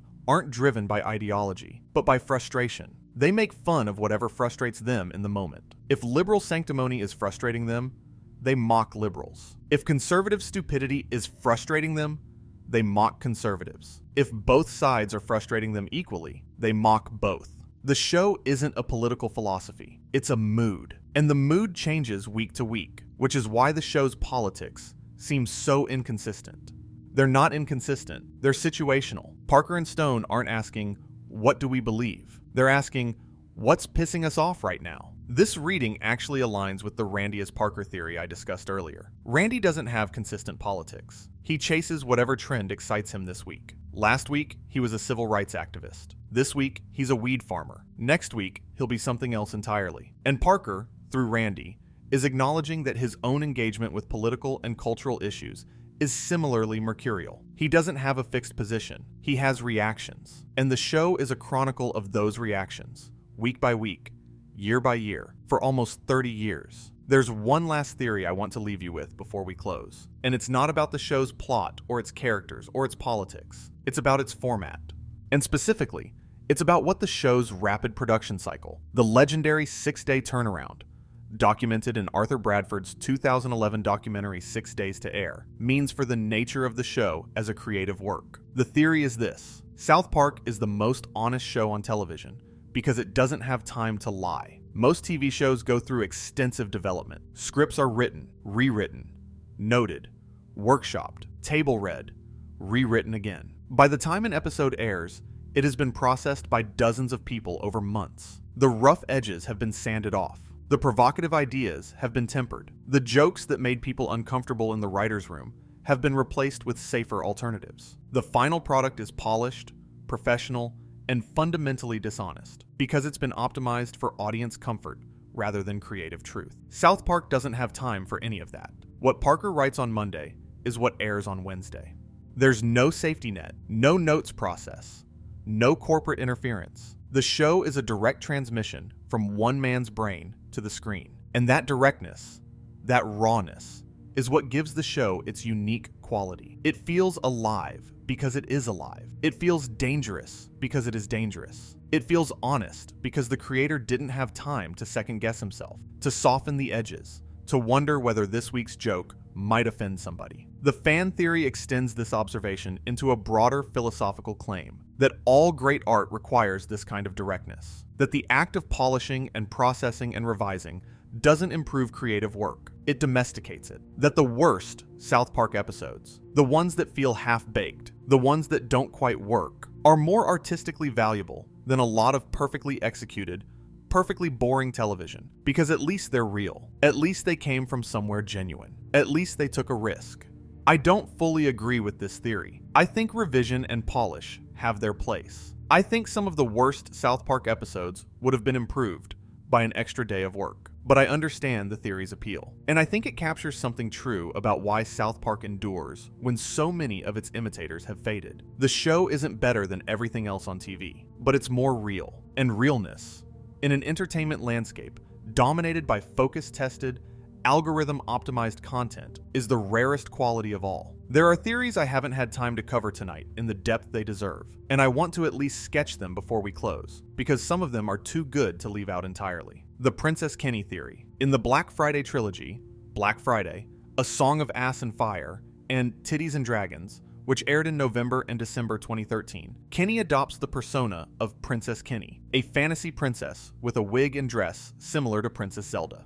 In the video game South Park, The Stick of Truth, Cartman notes that playing a princess is just how Kenny seems to be rolling right now. Kenny's sister even refers to Kenny as a girl. And throughout The Stick of Truth, Princess Kenny posts status updates referring to herself as the cutest of them all. The fan theory is that Kenny is transgender, or at least gender fluid, and that Princess Kenny isn't a costume or a joke. It's an identity. The evidence is scattered, but interesting. Kenny has never shown the kind of macho posturing that Cartman and even Stan and Kyle occasionally display. Kenny is the most empathetic of the four boys. The show has treated Tweek and Craig's relationship with genuine respect. Why not Kenny's gender identity? And the choice of princess as Kenny's preferred role in the role-playing games suggests a deeper comfort with femininity than most 8-year-old boys would typically display. Parker and Stone have never confirmed or denied this theory.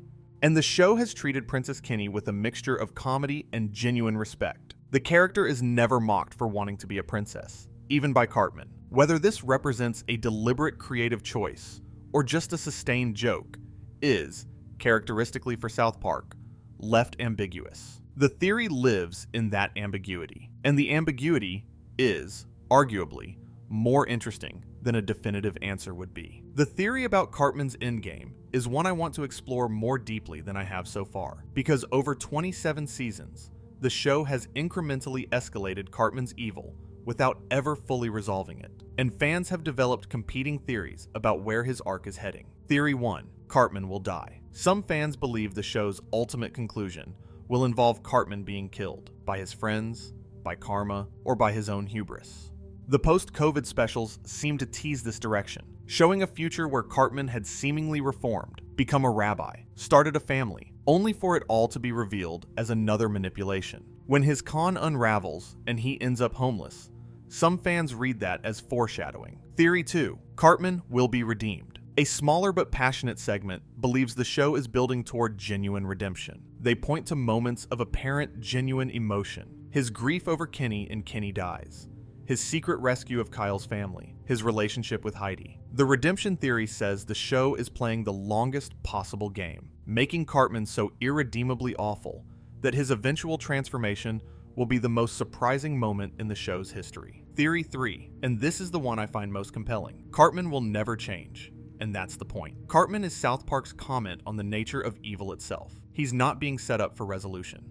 He exists to demonstrate that some people simply don't change. Some people are born with a capacity for cruelty that no intervention can fix. And the show's refusal to resolve Cartman is the most honest thing it does. Real evil doesn't get resolved in a season finale. It just continues. The post-COVID specials are perfect evidence for this third theory. Cartman appears to have changed. He's a rabbi with a loving family. But then it's revealed as a con. The Reformation was fake. The cruelty was real. The show is saying, this is who he is. This is who he's always been. I actually think about this theory in the context of real-world discussions about whether people can fundamentally change. South Park's answer, through Cartman, seems to be mostly no. And that's dark and uncomfortable. But it's also honest. Not every story needs a redemption arc. Not every villain needs to be redeemed. Sometimes the most truthful thing a show can do is present a character who is bad and refuse to pretend that badness is curable. There's a theory about the show's structure that I've been saving because I think it ties everything together. The theory is that South Park operates on what fans call the moral paradox model. Every episode ends with a moral lesson. You know, I've learned something today, but the lesson is immediately forgotten. Nobody changes. nobody grows. The same conflicts repeat with different surface details, but identical underlying dynamics. And this isn't a flaw, it's the point. The theory argues that South Park is a show about the impossibility of moral progress, not because morality is fake, or because lessons are meaningless, but because human nature resists change at a fundamental level. The people of South Park learn the same lessons over and over again. Racism is bad, greed is destructive, tolerance is important, fear is manipulable, and they never retain them. They're not stupid, they're human. And being human means having a near infinite capacity for repeating your own mistakes. This reading transforms the show from a comedy that happens to have moral lessons into a philosophical argument about the nature of moral development. And it connects directly to the Kenny time loop theory. If time is literally looping in South Park, if the same events repeat with slight variations, if nobody ages, if nothing permanently changes, then the moral lessons being forgotten isn't a narrative convenience. It's a symptom of the loop. The town is stuck, and the moral stagnation is part of what being stuck means. But here's where the theory gets really interesting. If the moral lessons never stick, if South Park is a town that can't learn, then who is the show talking to when it delivers those lessons? Not the characters. They won't remember. The show is talking to us, the audience. We're the ones being asked to learn. We're the ones who get to carry the lesson forward after the episode ends. The characters of South Park are trapped in a loop they can't escape, but we're not. We can change. We can grow. We can take the lesson that the town ignores and actually apply it. And that's a profoundly hopeful reading of a show that seems, on its surface, deeply cynical. South Park isn't nihilistic, it's didactic. It teaches through negative example. It shows us a town full of people who can't learn and trusts us to do better. There's a theory I've been saving because it's one of my personal favorites, and it's about Princess Kenny. In the Black Friday trilogy, Black Friday, A Song of Ass and Fire, and Titties and Dragons, which aired in November and December 2013, Kenny adopts the persona of Princess Kenny, a fantasy princess with a flowing wig and a dress similar to Princess Zelda's. In the South Park, The Stick of Truth video game, released in 2014, Cartman notes that playing a princess is just how Kenny seems to be rolling right now. Kenny's sister in the game even refers to Kenny as a girl. And throughout The Stick of Truth, Princess Kenny posts status updates calling herself the cutest of them all. The fan theory is that Kenny is transgender, or at least gender fluid, and that Princess Kenny isn't just a costume. It's an identity. The evidence is scattered, but interesting. Kenny has never shown the macho posturing that even Stan and Kyle occasionally display. The show has treated Tweek and Craig's relationship with genuine respect. Why not Kenny's gender identity? And the choice of princess as Kenny's preferred role suggests a deeper comfort with femininity than most 8-year-old boys would typically display. What makes this theory particularly compelling is how the show treats it. Princess Kenny is never mocked for wanting to be a princess, not even by Cartman. And Cartman mocks everything. When Cartman says, "You're never going to be a real princess," it's played as Cartman being Cartman, not as a legitimate critique. The other characters accept Princess Kenny without commentary. There's no episode where Kenny's gender expression becomes the subject of satire. It just exists, quietly, without explanation. And that quiet acceptance is, in its own way, the loudest statement the show could make. Parker and Stone have never confirmed or denied this theory. The ambiguity is, as always, deliberate. And the ambiguity is, as always, more interesting than a definitive answer. Let me also talk about something that connects multiple theories together. The theory about what the show's opening sequence tells us about the show's cosmology. The opening sequence has changed several times across the show's run, but certain elements remain constant. The boys standing at the bus stop, the town waking up, the song, "Going Down to South Park, Gonna Have Myself a Time," performed over a montage of the town's daily life. And in every version of the opening, Kenny dies. Some fans have theorized that the opening sequence is a miniature version of the show's entire structure: normal life, disruption, death, and then, implicit in the fact that the opening plays again next week, rebirth. The opening sequence is the loop in microcosm. Every week, the same boys stand at the same bus stop. The same town comes alive. The same Kenny dies, and the same cycle begins again. It's a ritual, a ceremony. The show telling you, before the episode even starts, exactly what kind of story you're about to see. A story where things happen, where people suffer, and where nothing ultimately changes. The opening has also changed in ways that fans believe carry significance. The Season 7 through mid-Season 10 opening featured a paper cutout version of The Boys that was deliberately cruder than the show's actual animation style at the time, which some fans read as the show acknowledging the gap between its humble origins and its current sophistication. Later openings incorporated clips from previous episodes, creating a visual continuity archive that contradicts the show's own episodic nature. The opening says, "We remember, even if the characters don't." There's one more element of the opening that I want to mention, because it's become a theory in its own right. In several versions of the opening, a gravestone with Kenny McCormick written on it appears briefly. Some fans have read this as a literal statement. Kenny is already dead when the show begins. Every episode takes place in the afterlife. The opening sequence isn't showing us the start of a new day. It's showing us the start of a new cycle of Kenny's eternal punishment. The bus stop is purgatory. The school is purgatory. The town is purgatory. And Kenny, who dies at the end of the opening every single time, is the soul being processed over and over in a loop that has no beginning and no end. I'm going to talk about one more theory before we begin wrapping up, and it's one that I think deserves to be more widely known. It's the theory about what South Park would look like if the characters were allowed to grow up, and whether the post-COVID specials give us the answer. In the main series, the boys are permanently frozen at 8 or 9 years old. They've experienced presidential administrations, technological revolutions, cultural upheavals, all while remaining in the 4th grade. But the post-COVID specials, post-COVID, November 25th, 2021, and post-COVID, the return of COVID, December 16th, 2021, showed us the boys as adults. Stan is an alcoholic whiskey content creator. Kyle is a therapist living in a legal weed state. Cartman appears to be a rabbi with a family. Kenny is dead, permanently dead, his research into stopping COVID having killed him. The fan theory is that the adult versions of the characters in the post-COVID specials aren't random. They're the logical extrapolations of who the boys are as children, accelerated through decades of character development that the main show's time loop prevents from happening. Stan's cynicism and his father's alcoholism lead naturally to substance abuse. Kyle's moralizing and empathy lead naturally to therapy.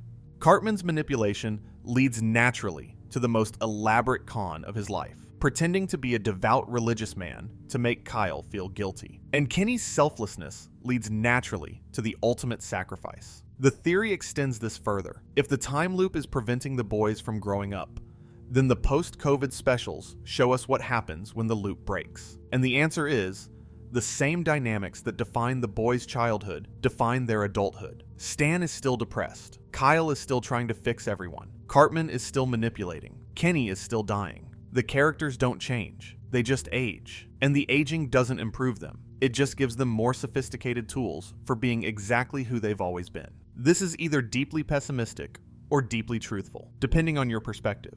If you believe people can fundamentally change, that the 8-year-old who's cruel and selfish can grow into an adult who's kind and generous, then the post-COVID specials are a tragedy. If you believe people are essentially fixed, that we carry our childhood selves with us forever, that the patterns established in elementary school echo through our entire lives, then the specials are simply honest. They're showing you what was always going to happen. The only variable was time. And here's the thing that makes this theory hit different. The post-COVID specials end with the boys going back in time and changing the past. They prevent COVID. They restore the timeline. And the implication is that the boys return to being children again, that the loop resumes, that the aging reverses, that the future we saw is erased. But can you erase knowledge? Can you unknow what you are? The theory suggests that even after the reset, some part of the boys carries the memory of who they'll become.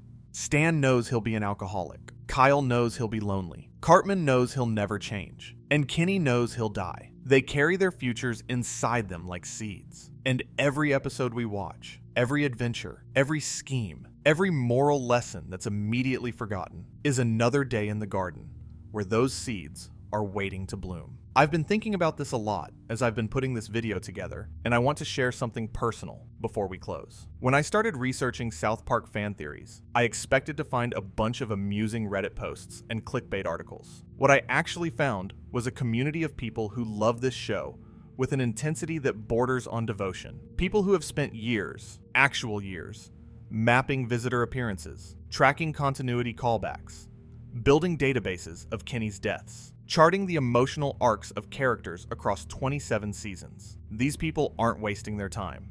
They're practicing a form of close reading that would make any literature professor proud. They're treating a crude animated comedy with the same analytical rigor that scholars bring to Dickens and Dostoevsky. And the show rewards that rigor every time. That's the thing I keep coming back to. South Park rewards attention. It rewards the people who look closer. It rewards the theorists and the analysts and the obsessives. Not because every theory is correct, most of them aren't, but because the act of looking closer always reveals something new. A background detail you missed. A line of dialogue that means something different on your 10th viewing. A character moment that only makes sense in the context of 17 seasons of accumulated history. The show is dense in a way that its visual simplicity conceals, and the fan theories are the tools we use to excavate that density. I also want to acknowledge something that I think the fan theory community sometimes forgets.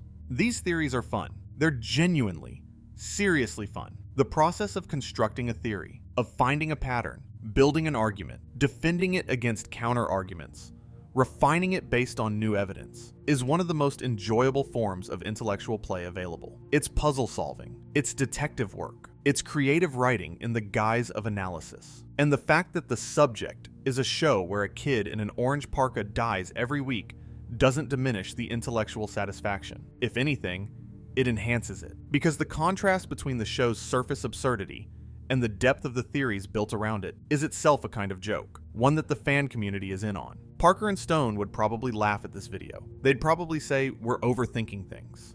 That South Park is just a show they make every week because they have a contract and they enjoy it. And sometimes the episodes are good, and sometimes they aren't. And there's no grand design, and no hidden mythology, and no cosmic significance to a kid dying in a parka. And they'd be right. From their perspective, they're absolutely right. But here's the thing. Art isn't just what the artist intends. Art is what the audience receives. And what the South Park audience has received, across 27 seasons, across hundreds of episodes, across millions of individual viewing experiences, is something richer and stranger and more meaningful than any single artist could have intended. The fan theories aren't fantasies. They're evidence. Evidence that this show, for all its crudeness, has touched something real in people, has made them think, has made them look for patterns in the chaos of a fictional Colorado town, the way we all look for patterns in the chaos of our actual lives. Because that's what theories are, really. Whether they're about South Park or about the universe itself, they're attempts to find order in disorder, to make meaning from noise, to believe that the randomness we see around us conceals a deeper structure that, if we look hard enough and think carefully enough, we might be able to perceive. Kyle can sometimes see time slowing down. Maybe we can too. Maybe that's the whole point. The comedy is the delivery mechanism. The crude jokes are the sugar that makes the medicine go down. And the moral lessons, however formulaic, however forgettable to the characters themselves, are the whole point. I've been thinking about this a lot lately, and I want to share one more observation before we close. It's not a theory exactly. It's more of a feeling, and it's this. The fan theories about South Park are themselves a kind of South Park episode. Think about it. We start with something that looks simple, a cartoon about kids in Colorado.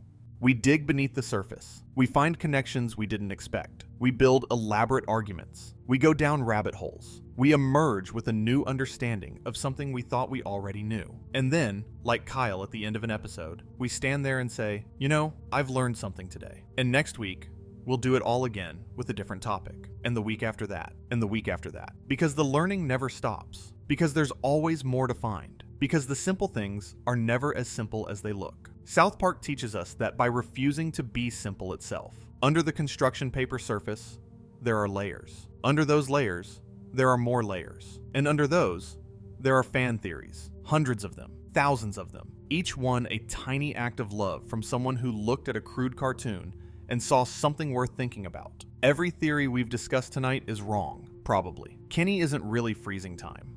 Kyle isn't really aware of a time loop. Butters isn't really narrating the show from a therapist's couch. The boys aren't really the four horsemen of the apocalypse. South Park isn't really purgatory. These theories are wrong in the way that all interpretations of art are wrong, because art doesn't have a single correct meaning. It has as many meanings as it has audiences, and every meaning is valid, and every meaning reveals something, not about the art, but about the person finding it. The theories tell us what we need South Park to be. The people who see the time loop need it to have internal consistency. The people who see purgatory need it to have cosmic significance. The people who see Cartman's self-loathing need it to have psychological depth. The people who see the Freudian model need it to have structural elegance. And the people who just see four kids being funny in a town in Colorado, they need it to be exactly what it appears to be. And they're right too.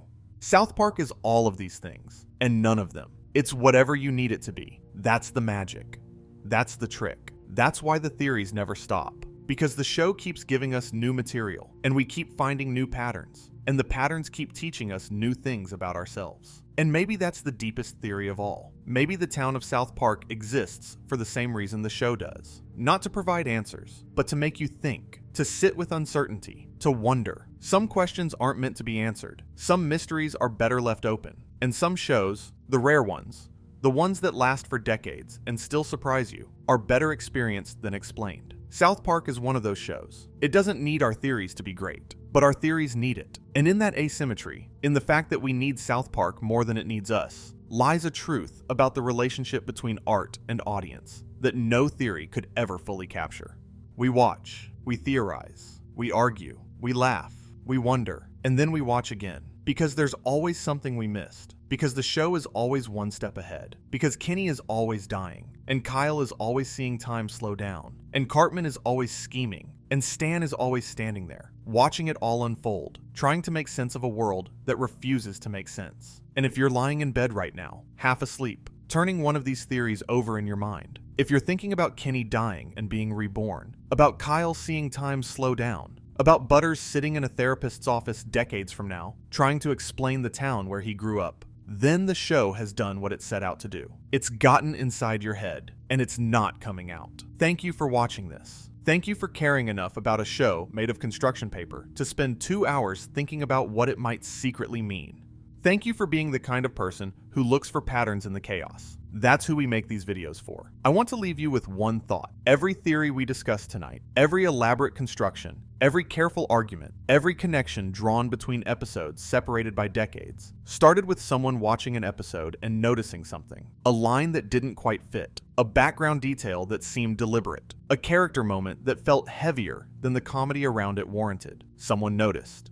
And then they thought about it, and then they shared it, and then other people built on it, and now, here we are. 2 hours deep in theories about a cartoon. That's how meaning gets made. Not by experts in universities, not by critics in publications, by people watching something they love and refusing to accept the surface, by people who know, who feel in their bones, that there's more to this crude, profane, deliberately ugly cartoon than meets the eye, and who are willing to do the work of finding it. The theories are the work, and the work matters. Not because it reveals the show's secrets. The show may not have secrets. But because the act of searching for secrets is how we learn to look closely at anything. At art, at the world, at each other. The fan theories about South Park are practice for the larger act of paying attention to life itself. And life, like South Park, rewards the people who look closer. So keep theorizing. Keep watching. Keep finding connections that nobody else has found. Keep building meaning from the chaos of a small town in Colorado where nothing changes and everything matters. Because the theories are love letters, and the show, this crude, brilliant, infuriating, tender, impossible show, deserves every single one of them. Go ahead and subscribe if you haven't. Leave a comment with your favorite South Park theory, because I guarantee you there are theories I've never heard, connections I've never made, interpretations that would blow my mind. The community builds this stuff together, and I want to hear from you. Good night, everyone. Sleep well.